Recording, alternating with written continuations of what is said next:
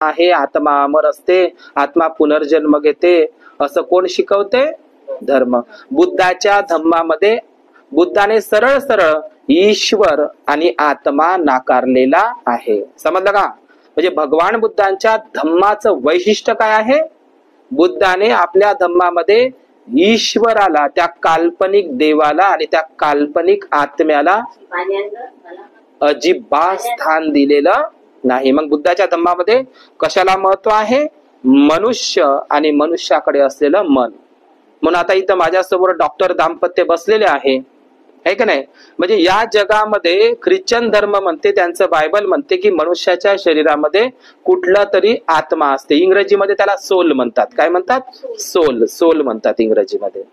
म्हणजे ख्रिश्चन धर्मही आणि त्या ख्रिश्चन धर्माची बायबलही शिकवते की मनुष्याच्या शरीरामध्ये कुठला तरी सोल असतो, आत्मा असतो. आत्मा मरत नाही, अमर असतो, तो नवीन जन्म घेतो. कोण शिकवते असं?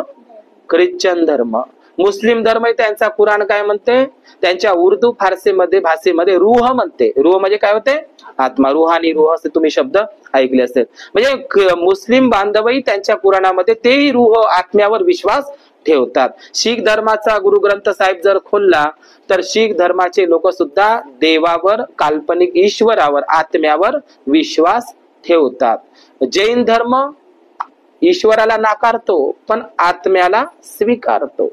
यहुदी धर्म ईश्वरालाही मानतो, म्हणजे गॉड, तो अल्लाह वगैरे, आणि आत्म्यालाही स्वीकारतो. पण बुद्ध म्हणतात मनुष्याच्या शरीरामध्ये कुठलाच आत्मा नावाची प्रोसेस नाही आहे. कोण म्हणत आहे असं?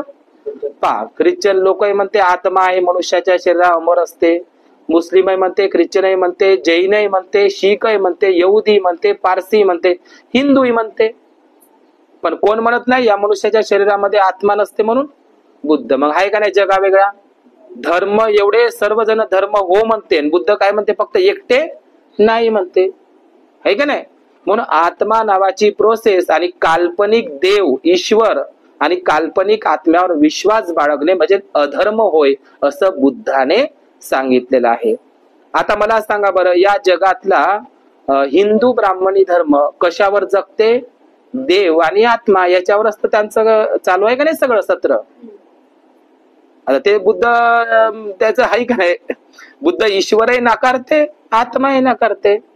आता इकडे माझ्यासमोर डॉक्टर दाम्पत्य बसले, त्यांनी म्हणावं एखाद्या माणसाचं पीएम करायचं आहे तर ते डोळे काढतात, किडण्या काढतात, फुफ्फुस काढतात, आहे का नाही? हो किंवा नाही? जे जे अवयव आहे ते मी यांना म्हणेल आता माझ्या समोर बसू ना, एखादी तरी माणूस मेला तर एखाद्याचा आत्मा तरी माकड काढून आणा, किंवा त्या मग